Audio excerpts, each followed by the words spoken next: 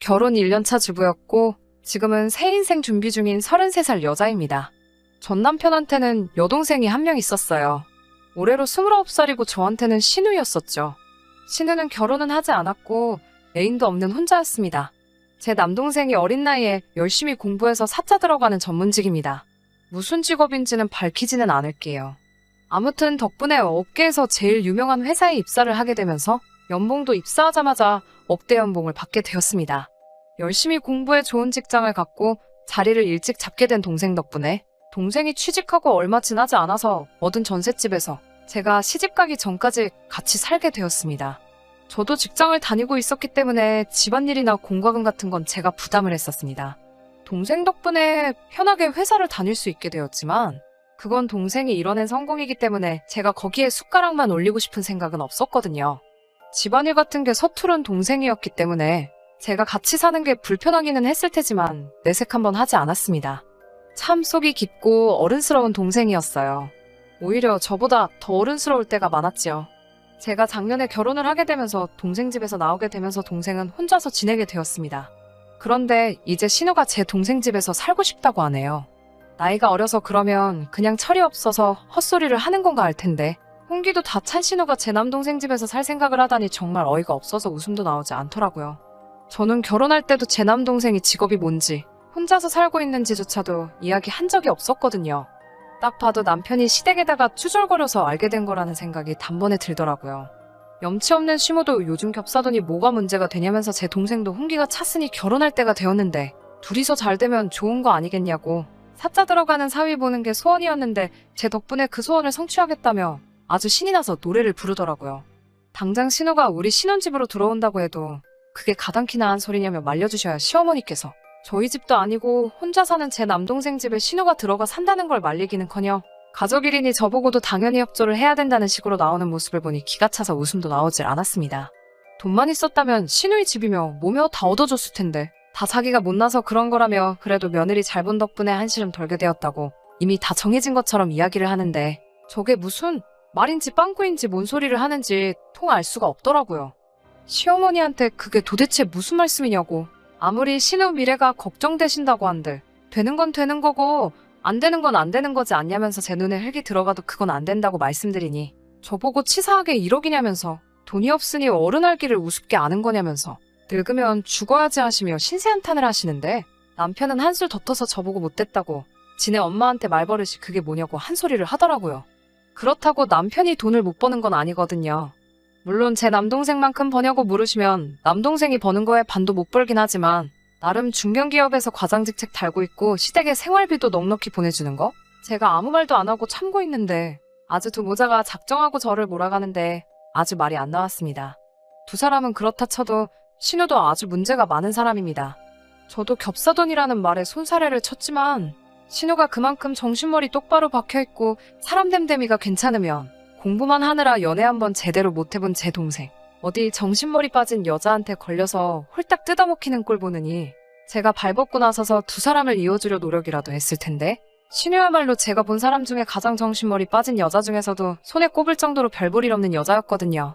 나이도 29살이나 먹어가지고는 직장다운 직장 한 번 가져본 적이 없고 고졸인데다가 그 나이 먹도록 아직도 아르바이트만 전전하면서 입에 풀칠만 겨우 하고 있습니다.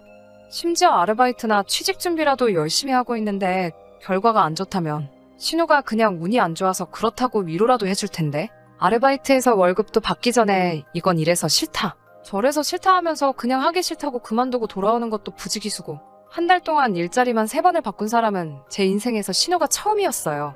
언젠가 제가 다니는 회사에서도 무기계약 사무직을 뽑았었는데 계약직이기는 하지만 일반 사원들하고 비슷하게 대우해주는 데다가 정부 정책 때문에 고졸자를 우대로 뽑는 자리였거든요.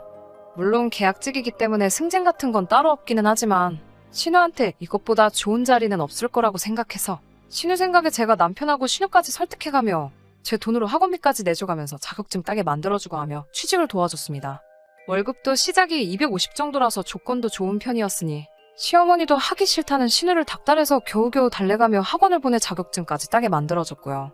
겨우겨우 최종 면접까지 어떻게 인사팀 사람들 구워 삶아가며 올려놨어요. 신우한테 최종 면접 전날에 힘내라고 응원해주러 찾아갔더니 글쎄 머리를 금발로 탈색을 해버렸더라고요. 면접을 하루 앞두고 머리를 금발로 탈색하는 사람이 세상 천지에 어디 있냐고 한 소리를 했더니 요즘 유명한 아이돌 누가 하고 있는 머린데 자기한테 잘 어울릴 것 같아서 충동적으로 탈색을 했다고 하네요. 어찌어찌 가발까지 구해가며 면접에 보내놓고 최종 합격까지 시켜놨더니 아주 신음하라는 꼬라지가 가관이었습니다. 요즘 같은 세상에 개인의 개성을 존중해주지 않는 보수적인 회사하고는 자기가 같이 일을 할 수 없겠다면서 첫 출근 날에 합격까지 해놓은 직장에다가 얼굴도 내비치지 않고 전화로 자기는 출근하지 않겠다고 통보를 해버린 거죠.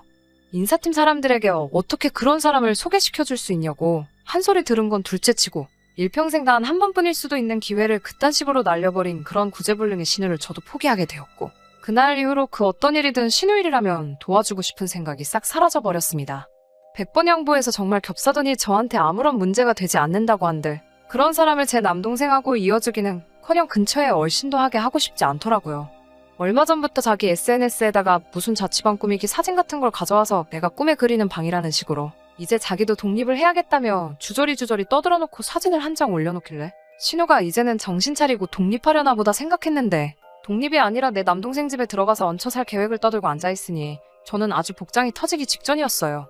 그 와중에 뚫린 입이라고 말은 또 잘하더군요. 청소며 빨래며 자기가 다 할 거고 월세도 낼 거라고요. 제가 시집가기 전에 동생이 집안일 잘못한다는 이유로 같이 살지 않았냐고 오히려 자기가 들어와 사는 걸 제 남동생이 고맙게 여겨야 하는 것 아니냐며 말도 안 되는 소리를 하길래 신우와 시댁 식구들에게 제발 그만 좀 하라고 하고 대화를 마무리 지었는데 그날 저녁에 남편이 그새를 못 참고 제 동생한테 전화를 했나 봐요. 애가 철은 없지만 좀 부탁 좀 한다고요. 구제불능 혹 같은 신우 집에서 떼어내버리고 싶은 마음은 10분 이해하지만 시모가 시모 입으로 겹사도 누는하면서 둘이 어떻게 이어주고 싶어하는 심보를 뻔히 알고 있는데 신우가 그 집에 들어가 살게 되면 제 남동생한테 어떻게 할지가 눈에 다 보였어요. 남동생이 제게 전화로 이야기해주길 남편이 동생에게 다른 사람도 아니고 매형 동생이지 않냐고 가족이라고 생각하고 딱 1년만 같이 살면서 도와줄 수 없냐고까지 말을 했다고 하네요. 남동생 직업은 좋지만 공부만 하느라 어수룩해서 남편 말에 수락을 하지 않았나 걱정했더니 매형까지는 자기 가족이라고 생각하지만 매형 가족들은 엄밀히 말하면 가족이 아니지 않느냐며 그런 부탁하지 말아달라고 미안하다 말하고 전화를 끊었다고 하네요. 그러고 나서도 저보고 매형한테 매형 기분 상하지 않게 잘 설명해달라고 끝까지 본인 걱정보다 매형 걱정 그리고 제 걱정을 하는 모습이 참 상하면서도 한편으로는 그런 걸 남편이라고 데리고 살고 있었다는 현실이 다 부끄럽더라고요. 남동생과 전화를 끝내고 그 길로 남편을 불러서 동생한테 그런 부탁한 게 사실이냐고 물었더니 남편은 제 동생도 아주 못됐다고 하면서 너랑 어쩜 그렇게 똑같냐고 너네 가족들은 정말 사람 냄새가 나질 않는다고 정이 없다며 입에 거품을 물어가면서 서운하다는 말을 하는데 진짜 얼굴에 주먹을 꽂아버리고 싶은 생각밖에 들지가 않더라고요. 남편과 대판 싸우고 나서 그 길로 짐 싸서 신우 대신에 제가 남동생 집으로 들어왔어요. 분이 안 풀려서 동생 집에서도 아주 결혼을 잘못했다고 씩씩대고 있는데 남편한테 전화가 와서는 이게 집까지 나갈 일이냐며 끝까지 가족끼리 이 정도는 해줄 수 있는 것 아니냐고 징징대더라고요. 저 혹덩어리를 저나 제 가족들에게 떠넘길 계획이 있는 줄 알았으면 애초에 결혼 안 했을 거라고.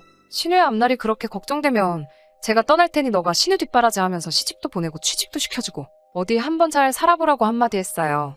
팔은 안으로 굽는다고 시모 편들면서 신우를 제 동생한테 떠넘기려 할 때는 그렇게 바득바득 우겨대더니 신우 품으로 반품시킨다고 하는 말에 벌벌 떨면서 그제서야 꼬리를 내리고 알겠다고 신우 일은 자기가 시모한테 말해서 마음 접게 만들어 놓을 테니 얼른 집으로 돌아와 달라고 빌더라고요. 저는 이미 오만정이 다 떨어졌다고 앞으로 2번 다시 볼 일 없을 테니 신우를 사람 만들어서 좋은데 시집을 보내던 너를 새장가 보내던가 해서 니네 엄마가 보고 싶은 며느리 덕은 나 말고 새로 받을 새며느리한테나 받으라 하라고 하고 나는 이혼 서류 준비되면 그때 연락할 테니 앞으로 나한테 할 말 있으면 변호사를 통해서 하라고 못 박아놨어요. 동생은 자기 때문에 제가 이혼하게 된 것 같다고 미안하다고 하면서 끝까지 자기 잘못이라고 저에게 사과를 하더라고요. 또 이런 상황인 줄도 모르고 미리 말 안 해줘서 미안하다고 하면서 지금 결혼 생각을 하고 연애하고 있는 상대가 있다고 그러니 자기 걱정은 하지 말라고 하더라고요. 숙맥인 줄 알았는데 동생이 속한 대형 회사에서 입사 동기로 같이 고생해가며 정들은 여자친구의 존재를 그제서야 저에게 알려줬어요. 미리 말해주지 그랬냐고 하니 멋쩍은 웃음만 지으면서 이런 일이 날 줄 알았냐고 머리를 극적이는데 정말 동생 말 맞다나 이런 일이 있을 거라고는 상상도 못했으니 할 말이 없더라고요. 저는 결국 이혼녀가 되어버리고 말겠지만 제 동생 하나만큼은 정말 참하고 좋은 여자와 삶을 준비하고 있으니 그나마 그게 위안이 되네요. 제가 잘 풀린 것도 아니고 동생이 좋은 직장 가지고 있는 건데 이 결혼 생활 끝까지 이어갔다면 그걸 빌미로 시댁에 헌신했어야만 했을 제 모습을 생각하니 이렇게 된 게 오히려 잘 된 거라는 생각이 드네요. 이 사단의 모든 원흉인 신우는 이 일로 정신을 차린 건지 저에게 자기 생각이 짧았다며 미안하다고 사과해왔고 머리도 다시 검은색으로 염색했다고 혹시 그 취직 자리에 아직 기회가 있다면 저보고 다시 한번 주선해줄 수 있냐고 부탁을 해오더군요. 너네 가족들은 왜 기차가 떠나고 나서 잡으려고 하는 거냐고. 그거 혹시 집안 유전 아니냐고. 다들 이참에 인생 공부 처음부터 다시 하는 게 어떻겠냐고 말해주니 그게 그 집구석하고 마지막 나눈 이야기인데 그래도 남편 가족이라고 그간 참아왔던 말을 한 번에 다 쏟아내고 나니 마음 하나만큼은 정말 후련하네요. 동생은 곧 결혼식을 올릴 것 같고 저도 새로운 인생을 준비 중입니다. 동생의 회사 사람은 아니지만 동생이 같이 공부하던 시절에 알던 사람이 있다고 저한테 소개를 시켜준다고 저보고 한번 만나볼 생각이 없냐고 물어오네요. 물론 그 사람들도 가족이 어떤지는 만나봐야 알겠죠. 하지만 이제 이렇게 새 인생을 시작하게 되었는데 이제는 좀 더 신중하게 결정해서 또 같은 실수를 반복하지 않게 저도 사람을 보는 안목을 길러야 할 것 같습니다. 끝까지 들어주셔서 감사합니다. 오늘의 사연은 여기까지입니다.